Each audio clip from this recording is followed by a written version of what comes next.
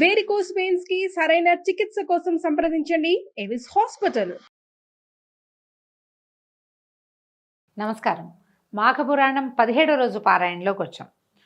కప్ప రూపాన్ని వదిలిన మునికన్యక లాంటి స్వరూపంలో ఉన్న ఆమె తన కథని గౌతమ మహర్షికి తెలియజేస్తుంది. ఈ కథని మనము వశిష్ఠ మహర్షి ద్వారా దిలీప మహారాజు వింటున్న కథగా చెప్పుకుంటున్నాము. అయితే ఈ అమ్మాయి ఏం చెప్తుందట? ఆ స్త్రీ, ఓ మహర్షి, మాది గోదావరి నదీ తీరాన ఉన్న ఒక కుగ్రామం. నా తండ్రి పేరు హరిశర్మ, నా పేరు మంజుల. మాది సద్బ్రాహ్మణ వంశం. మా నాన్న సదాచార సంపన్నుడు. నన్ను కావేరీ నదీ తీరం నందున్న జ్ఞానానందుడు అనేవానికి ఇచ్చి పెళ్లి చేశాడు. నా భర్త వేదాంగ కోవిదుడు, మహాజ్ఞాని. పెళ్లి కాగానే నన్ను అత్తవారింటికి పంపించారు. మా కాపురం 3 పువ్వులు 6 కాయలుగా సుఖంగా గడిచిపోతోంది. ఇంతలో మాఘమాసం ప్రవేశించింది. అంతటి నా భర్త మంజుల, మాఘమాసం ప్రవేశించింది. ఇది అత్యంత పుణ్యమాసము. పవిత్రమైన ఈ కాలాన్ని మనం దుర్వినియోగపరచవద్దు.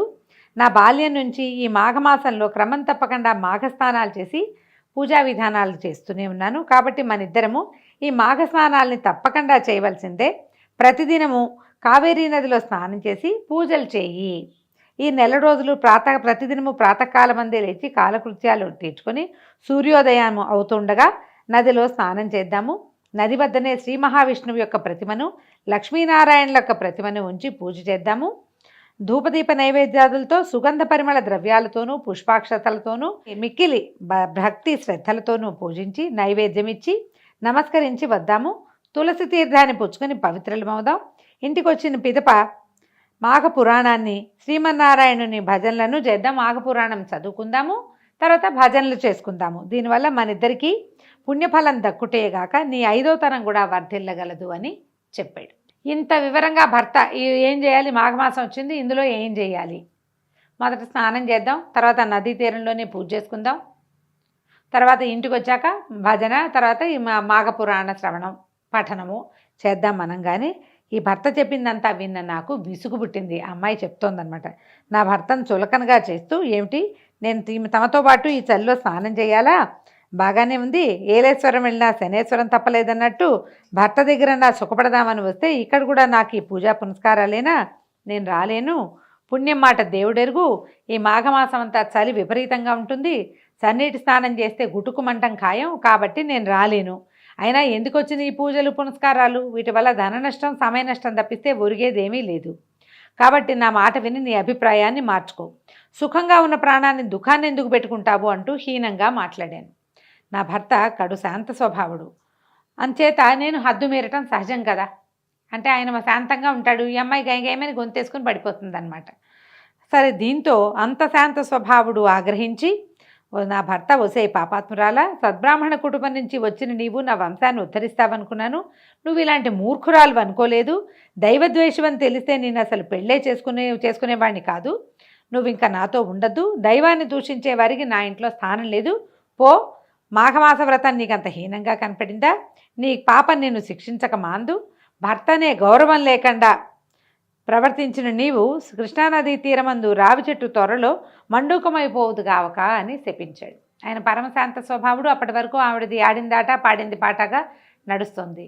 ఏదైనా పూజా పునస్కారము అనగానే ఈ మొత్తానికి ఎందుకు చేయాలి, నేను చేయను, నువ్వు కూడా చేయొద్దు అనేసరికల్లా అంత శాంత స్వభావుడు తిరగబడిపోయి, నువ్వు పోయి కప్పగా పడుండు, నువ్వు మంచిగా ఉండడానికి నీకు అర్హత లేదని తిట్టేశాడు. తిట్టంగానే నా భర్త శాపం నన్ను భయపెట్టింది. నేను ఎప్పుడూ నా భర్త మొహంలో అంత కోపాన్ని చూడలేదు. గజగజ వణికిపోయాను. నా భర్త పట్ల నేను చేసిన తప్పుని గ్రహించాను. వెంటనే నాకు ఏమైంది? ఆలోచన వచ్చింది, జ్ఞానోదయం అయింది. నాదా, నేను కన్నుమినక గానకుండా ప్రవర్తించాను, మూర్ఖంగా మాట్లాడాను. నా తప్పు మన్నించి నాకు శాప విముక్తిని ప్రసాదించండి స్వామి. నేను పశ్చాత్తాపంతో పరితపించిపోతున్నాను కనుక నా యందు దయించి మరలా మిమ్మల్ని ఎట్లా కలుసుకోగలను సెలవియ్యండి. అంటే ఇప్పుడు కప్ప అయిపోయింది, ఎంతకాలం ఇలా జీవించాలి? మళ్ళీ భర్తను ఎప్పుడు చేరతాను అని ఏడ్చి పరిపరి విధాలుగా నా భర్తని ప్రార్థించాను. కొంతసేపటికి శాంతించిన నా భర్త, మంజుల, శాపాన్ని వెనక్కి తీసుకోవడం సాధ్యపడదు కనుక శాప విమోచనానికి మార్గం చెప్తాను విను. ఉత్తముడైన గౌతమ మహర్షి తన శిష్యగణంతో పుణ్యతీర్థాలలో స్నానమాచరిస్తూ కొంతకాలానికి మాఘమాసంలో కృష్ణానదీ తీరాన్ని చేరుతారు. నువ్వు ఉన్న ఆ చెట్టు కింద నువ్వు ఏ చెట్టు కింద తొర్రలో ఉంటావో అక్కడ మాఘమాస వ్రతాన్ని పూజల్ని చేస్తారు. అప్పుడు నువ్వు ఆయన దర్శిస్తే నీకు శాప విముక్తి కలుగుతుంది అని నా యొక్క శాప విమోచనాన్ని సూచించారు. కావున నేను ఈనాడు మిమ్మల్ని దర్శించిన వెంటనే నా మండూక రూపం అంటే కప్ప రూపం పోయి స్త్రీగా మారాను. నా భర్త చెప్పడం వల్ల మిమ్మల్ని గౌతమ మహర్షిగా భావించాను, నన్ను దీవించండి అని నమస్కారాలు చేసిందట. అంత గౌతమ మహర్షి అన్నాడు, బాలిక, నీ భర్తయు చిరకాలం జీవించి హరినామ సంకీర్తన చేస్తూ మృతి చెందాడు. హరినామ సంకీర్తనతోనూ మాఘమాస వ్రత ప్రభావం వల్లను ఇప్పుడు నీ భర్త స్వర్గలోకంలో సుఖాలు అనుభవిస్తున్నాడు.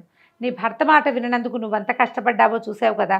ఈ మాఘమాసం అత్యంత పుణ్యప్రదమైంది కాబట్టి నువ్వు మాఘమాస వ్రతాన్ని చేస్తూ నిత్యము నదిలో స్నానమాచరించి భక్తి శ్రద్ధలతో భగవంతుణ్ణి ఆరాధించు. నీకు శుభం చేకూరగలదు.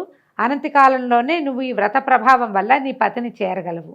నీ పూర్వజన్మ సుకృతం వల్లను దైవ నిర్ణయం వల్లను నీవిప్పటికి నన్ను దర్శించగలిగావు. ఇప్పటికైనా మించిపోయింది లేదు.